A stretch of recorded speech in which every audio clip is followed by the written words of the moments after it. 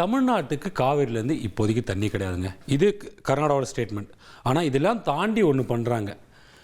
எப்பவுமே தண்ணி திறக்கக்கூடாது, ஒரு காவிரி மேலாண்மை ஆணையம் அமைக்கப்பட்டு தண்ணி திறங்கன்னு சொன்னால் கூட திறக்க மாட்டேன் அப்படின்றத கர்நாடகா பிடிவாதமாக இருக்குது. இப்போவும் அந்த மாதிரியான ஒரு நிலைப்பாடு தான் எடுத்திருக்கு. இந்த காவிரி விவகாரத்தில் தமிழ்நாட்டுக்கும் கர்நாடகாவுக்கும் அடிக்கடி பிரச்சனை வர்றது சகஜம்தான். இந்த பிரச்சனையை தீர்ப்பதற்கு தான் உச்சநீதிமன்றம் வரை சென்று காவிரி மேலாண்மை ஆணையம் அமைக்கப்பட்டது. வெறும் மேலாண்மை ஆணையம் மட்டும் இல்லைங்க, அதை சரியாக முறையாக கொடுக்கணும் தீர்ப்பின்படி அப்படின்று இதை கண்காணிக்க ஒரு ஒழுங்காற்று குழு, அந்த ஒழுங்காற்று குழு கீழே ஒரு தொழில்நுட்ப குழு. இந்த தொழில்நுட்ப குழு என்ன பண்ணுன்னா, ஒவ்வொரு மாநிலத்தில் இப்போ 4 மாநிலத்துக்கு இது உரிமை கொண்டாடணும். யாருன்னா தமிழ்நாடு, கர்நாடகா, கேரளா, பாண்டிச்சேரி. இந்த 4 மாநிலங்களும் என்ன பண்ணுன்னா, இந்த ஒழுங்காற்று குழுவுடைய தொழில்நுட்ப குழு போய் பயணிப்பாங்க. அங்கே மழை பொழிவு எப்படி இருக்குது, அணைகளுக்கான அந்தந்த பகுதியில் இருக்க அணைகளுக்கான நீர்வரத்து எவ்வளோ இருக்குது, இது எல்லாமே கண்காணிப்பாங்க.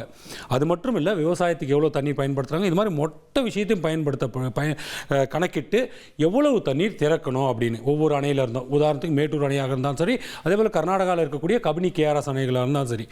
இது போன்ற சூழ்நிலைகளில் தான் கடந்த 2 கூட்டங்கள், காவிரி மேலாண்மையோட கூட்டம் நடந்தது. 2 கூட்டங்கள்லையும் தமிழகத்திற்கு திறக்கப்பட வேண்டிய தண்ணீர் திறக்கப்படலை. குறிப்பாக ஜூன் மாதத்தில் 9 டிஎம்சி தண்ணீர் திறந்திருக்கணும், ஆனால் 2 டிஎம்சி தண்ணி தான் வந்திருந்தது.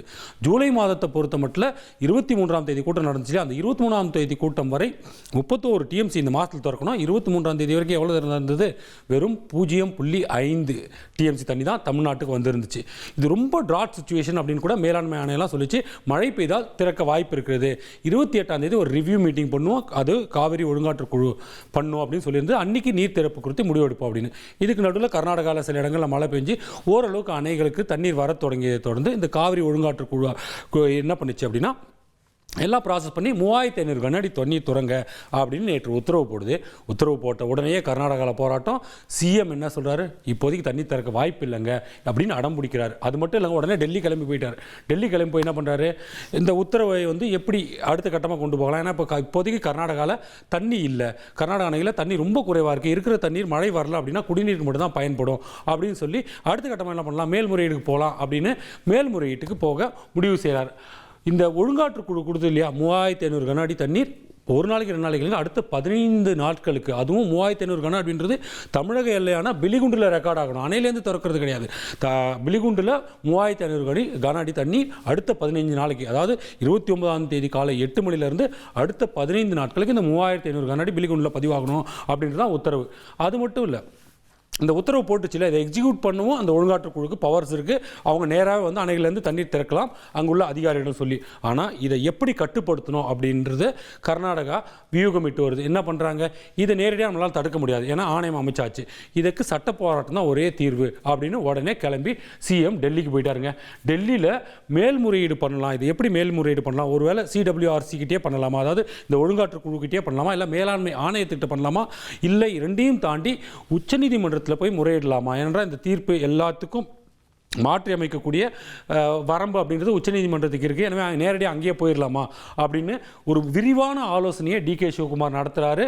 இந்த ஆலோசனையை பல விஷயங்கள், அதாவது இப்போ இந்த தீர்ப்பு இருக்கு இல்லையா, இப்போ ஒழுங்காற்று குழு பிறப்பித்திருக்க உத்தரவு இருக்கு இல்லையா, இந்த உத்தரவின்படி ஏற்கனவே தொழில்நுட்ப குழு ஒரு பரிந்துரை செஞ்சுருக்கோம். இங்கே இவ்வளோ மழை பெஞ்சிருக்கு, இத்தனை சென்டிமீட்டர் மழை பெஞ்சிருக்கு, அணைக்கு இவ்வளோ நீர் வரத்திருக்கு, இவ்வளோ நீர் இருப்பு இருக்குது அணையில் அப்படின்னு இந்த அனைத்தையும் கணக்கிட்டு இப்போ எவ்வளோ கர்நாடகாவுக்கு குடிநீர் தேவை இருக்குது, ஏன்னா பெங்களூர் சிட்டியை தான் எப்பவுமே குடிநீருக்கு காரணம் காட்டுறாங்க, இந்த சிட்டி எவ்வளோ எக்ஸ்டெண்ட் ஆகிருக்கு அப்படின்ற முழுமையான ஒரு ஆலோசனை நடத்தியிருக்காரு. இதையெல்லாம் காரணம் காட்டி இதை அடுத்த கட்டமாக நீதி சட்ட போராட்டத்துக்கு தயார்படுத்துறதுக்காக வழக்கறிஞர்களை தயார்படுத்துகிறார். அது மட்டும் இல்லை, தேவைப்பட்டால் உச்சநீதிமன்றத்தை நாடவும் எப்பவும் தயாராக இருக்கணும். ஏன்னா இந்த உத்தரவுன்றதே 15 நாள் தான். இந்த 15 நாளில் உச்சநீதிமன்றத்தில் வழக்கு தொடர்ந்து அது விசாரணைக்கு வரணும். அதுக்குள்ளே அந்த பீரியடே முடிஞ்சிடும் இல்லையா, அது வரைக்கும் இந்த எக்ஸிக்யூஷன் இருக்கணும். 3500 கன அடி தண்ணீர் திறக்கணும். ஸோ இது உடனடியாக போகணும். அதனால் நான் கர்நாடகா போயிட்டு, டெல்லியில் மீட்டிங் நடந்து கர்நாடகா போயிட்டு எதிர்கட்சிகளோட பேசிட்டு உடனே சொல்கிறேன், தயாராக இருங்க அப்படின்னு வழக்கறிஞர்களுக்கு சொல்லிடுறார். அதோடு முடிஞ்சுதா? இல்லை. தமிழக முதல்வர் விஜய் அவர்கள் இந்த காவிரி விவகாரம் தொடர்பாகவும் மேகதாது விவகாரம் தொடர்பாகவும் கர்நாடக முதல்வரை சந்திக்க போகிறார் அப்படின்ற ஒரு செய்தி வந்திருந்தது இல்லையா, அதை இவரும் ஒத்துக்கிட்டு இருக்காரு. என்னை சந்திக்க விருப்பம் தெரிவிச்சிருக்காரு. நானும் வாங்க, நேரடியாக வாங்க அப்படின்னு சொல்லியிருக்கேன். அவர் வரும்போது மிகுந்த கௌரவத்தோடு அவரை வரவேற்போம். அது மட்டும் இல்லைங்க, இப்போ இருக்கிற கர்நாடகா சூழ்நிலையை அவரும் பார்த்து தெரிஞ்சுக்கணும் இல்லையா, அதனால் அவரை நேரடியாக நாங்கள் கர்நாடகாவில் இருக்கிற அணை பகுதிகளுக்கு கூட்டிகிட்டு போவோம், இப்போ இருக்கிற சூழ்நிலையை காட்டுவோம் அப்படின்னு சூழ்நிலையை விளக்குவேன் அப்படின்னே சொல்லியிருக்காரு. இது எல்லாமே இருக்கு இல்லையா. இந்த ஏற்கனவே பல முறை டிகே சிவகுமார் சொல்லி பார்த்துருக்கோம், தமிழ்நாட்டிலேருந்து யார் முதல்வராக இருந்தாலும் சரி நேரடியாக நீங்கள் வாங்க, அணையை ஆய்வு பண்ணுங்கன்னு. அதே போல் கர்நாடக முதல்வரும் தமிழ்நாட்டுக்கு வரணும் இல்லையா. ஆனால் தமிழ்நாட்டில் விவசாய பூமி எவ்வளோ இருக்குது, மேட்டூர் அணையை தாண்டி எவ்வளவு ஹெக்டர் பரப்பிலான விவசாயம் நடக்கிறது, மேட்டூர் அணையில் நீர் இருப்பு எவ்வளோ இருக்குது, இது எல்லாத்தையுமே அவரும் பார்க்கணும் இல்லையா. அவர் வர தயாரில்லை, ஆனால் தமிழக முதல்வரோ இல்லை தமிழக அரசியல் கட்சியினரோ அங்கே வந்தால் நான் அணை கூட்டு போய் காட்டுறேன் அப்படின்னு ஒவ்வொரு முறையும் பதிவு செய்கிறார். சரி, இதோடு முடிச்சிடறாரா அப்படின்னா கிடையாது. இந்த திட்டங்களை எல்லாம் எப்படி மேகதாது திட்டங்களும் குறித்து ஒரு ஆலோசனை பண்ணுறாரு சைடில். ஏன்னா இதே காரணம் காட்டி விஜய் அவர்கள் அங்கே வரும்போது, முதல்வர் விஜய் அவர்கள் அங்கே வரும்போது மேகதாது திட்டத்திற்கான அணைக்கான அந்த எவ்வளவு முக்கியத்துவம், இப்போ இவ்வளோ ட்ரா சுச்சுவேஷன் வந்துச்சுல, மேகதாது அணை இருந்தால் அதில் ஓரளவுக்கு நீர் தேக்கம் இருக்கும், அதுலேருந்து உங்களுக்கு குறிப்பிட்ட தண்ணி கொடுப்பேன் அப்படின்னு எக்ஸ்பிளைன் பண்ணவும் தயாராகிட்டாருங்க. அது மட்டும் இல்லைங்க, இந்த மேகதாது அவசியம் என்னன்னு ஏற்கனவே பல முறை சொல்லிட்டாரு. இருப்பினும் விஜய் அவர்களும் அமர்ந்து பேசி இது குறித்து இறுதியான முடிவை எடுக்க அவரை வலியுறுத்துவேன் அப்படின்னும் முதல்வர் டிகே சிவகுமார் அவர்கள் சொல்கிறாரு. கர்நாடக முதல்வர் இந்த பேச்செல்லாம் இருந்தால் கூட தமிழக முதல்வர் அவர் ஒரு நம்பிக்கையுடன் கர்நாடகாவுடன் பேச்சுவார்த்தை நடத்த திட்டம் இருக்கிறார் இல்லையா. இதுக்கெல்லாம் தமிழகத்தில் என்ன சொல்கிறாங்க, அரசியல் கட்சியினர் நேற்றே ஸ்டார்ட் பண்ணிட்டாங்க, கர்நாடகா இதெல்லாம் ஏற்றுக்காது, கர்நாடகா பேசும்போது ஒன்று பண்ணுவாங்க ஆனால் செயல்பாடு வேறு மாதிரியாக இருக்கும், குறிப்பாக காங்கிரஸ் கட்சி உள்நோக்கத்தோடு செயல்படும், எனவே உஷாராக இருங்க, தமிழக முதல்வர் அங்கு செல்லக்கூடாது அப்படின்னு பெரும்பாலான அரசியல் கட்சிகள் தமிழ்நாட்டில் இருக்க பாமகவில் ஆரம்பித்து திமுகவிலேருந்து பலரும் சொல்லிட்டாங்க, கர்நாடகாவுக்கு நீங்கள் போக வேண்டாம், இது வேலைக்காகாது அப்படின்னு சொல்கிறாங்க. ஆனால் கர்நாடக முதல்வரை பொறுத்த மட்டும் என்ன சொல்கிறாரு, விஜய் அவர்கள் வந்தால் நாங்கள் கௌரவத்தோடு வரவேற்போம், ஆனால் இந்த விவகாரம் தொடர்பாக முழுமையாக விளக்குவோம் அப்படின்னு சொல்கிறாங்களே தவிர இதிலிருந்து பின்வாங்குவோம்னு எங்கேயுமே சொல்ல. ஆனால் தமிழக முதல்வர் விஜய் அவர்கள் மிகுந்த நம்பிக்கையோடு சொல்கிறார், இது மக்கள் பிரச்சனை, நான் ஹேண்டில் பண்ணுவேன் அப்படின்ற நம்பிக்கையோடு சொல்கிறார்.